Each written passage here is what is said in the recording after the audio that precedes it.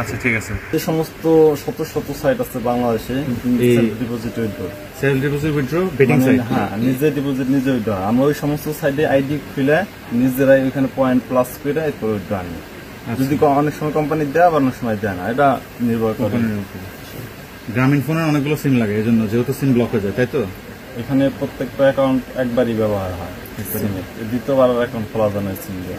সিম দিয়ে যেমন বাংলাদেশের সবচেয়ে জনপ্রিয় বেটিং সাইট হচ্ছে বাবু 88, তারপর পিয়াজি টাইম, তারপরে খেলা অষ্টাশি, আর বিভিন্ন বেটিং সাইট আছে, এগুলো নিজেরাই সেলফ ডিপোজিট করে কোনো এজেন্ট। সাধারণত কোনো মানুষ আইডি খুলে যদি ডিপোজিট করে হারার সম্ভাবনা থাকে বেশি, কিন্তু আমাদের কাছে যেহেতু এই সার্ভার হ্যাকিং করার মতো আমাদের কাছে সার্ভার আছে, এই কারণে আমরা সহজে হারান না, আর টাকাটা উইথড্র করতে পারে নিজের।